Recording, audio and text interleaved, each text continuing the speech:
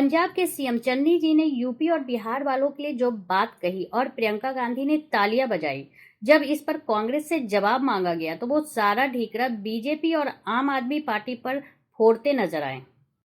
जबकि जब प्रियंका वाड्रा यूपी आती हैं तो वो यूपी की बेटी बन जाती हैं और पंजाब गई तो वहां की बहू। पर जब चन्नी जी ने ये बात कही तो उन्होंने उनका विरोध न करते हुए तालियां बजाकर उनका हौसला बढ़ाया। और कांग्रेस इस बात को भी मानने को तैयार नहीं है कि चन्नी जी ने गलत बोला। पंजाब का यूपी और बिहार से आध्यात्मिक संबंध है। संत रविदास जी का मंदिर जो बनारस में स्थित है, जो पंजाब के लिए पूजनीय है, वो यूपी के थे।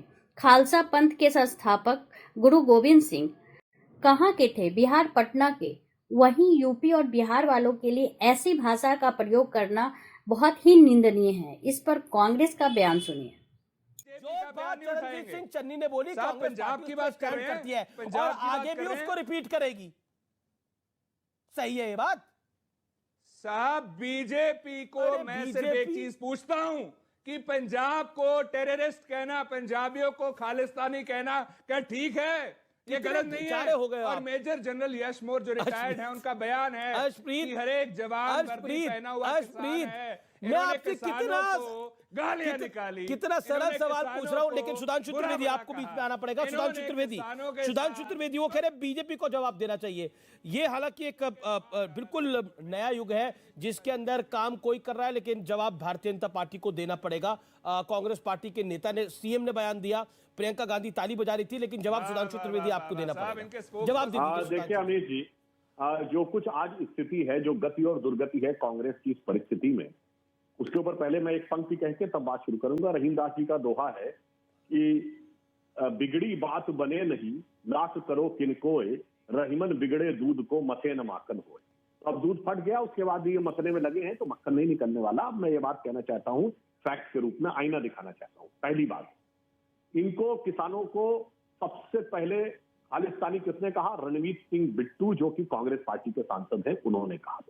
दूसरी बात, जिस आंदोलन में नारा लगा था कि इंदिरा गांधी को ठोक दिया था, कोट एंड कोट यह शब्द, उसके बाद उसका समर्थन करना कांग्रेस की निर्दयता को दिखाता है। तीसरी बात, इन्होंने बार बार दलित सीएम की बात करते हैं। मैं पूछना चाहता हूं असीफ जी से, गुरु नानक ने क्या कहा था? अव्वल अर्राद नूर उपाया कुदरत के सब बंदे, एक नूर दे सब जग उपजा, कौन भले को मंदे। सिख धर्म में कोई ऊंचा नीचा था? जब खालसा पंथ की स्थापना की गुरु गोविंद सिंह ने बिल्कुल नहीं। गुरुओं ने जब पंथ बनाया तो कोई दलित नहीं बनाया था, ये सियासत ने बना दिया। सिखों में दलित, कभी सिखों में दलित नहीं हुआ। कौन कर रहा है?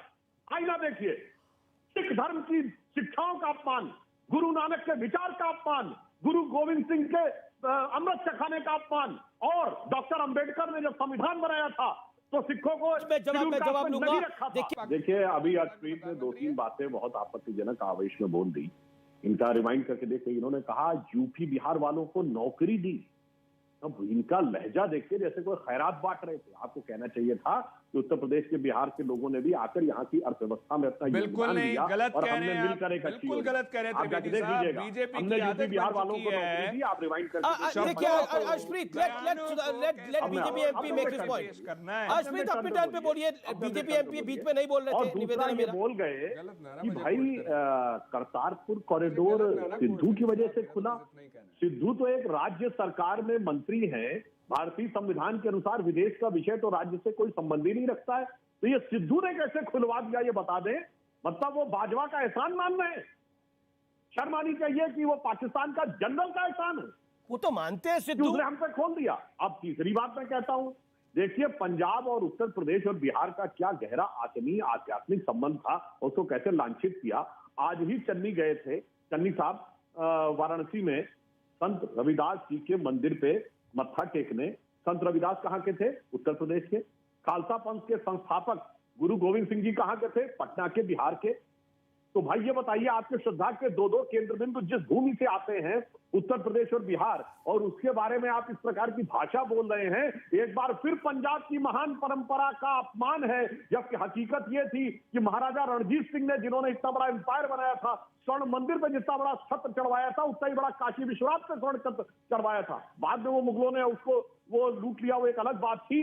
परंतु यह दर्शाता है कि कैसा सम्मान और आत्मीय संबंध था, और यह दर्शाता है चंद वोटों के लिए कितना घटिया स्तर तक जाकर एक दूसरे को लड़ाकर अपना राजनीतिक उल्लू सीधा करने का प्रयास हो रहा है। यह पंजाबियत, पंजाब की परंपरा, सिख धर्म की परंपरा, सिख धर्म की मान्यताओं, सबका उपहास उड़ा दो, सबकी धज्जियां उड़ा दो कि किसी तरीके से हमें एक राज्य में सत्ता मिल जाए। जो चन्नी जी ने कहा वो अरविंद केजरीवाल जी की तरफ इशारा था। अरविंद केजरीवाल जी ने 2-3 दिन पहले ही कहा था कि हिंदू यहाँ पर असुरक्षित महसूस करता है, तो डिबेट उस पर होना चाहिए।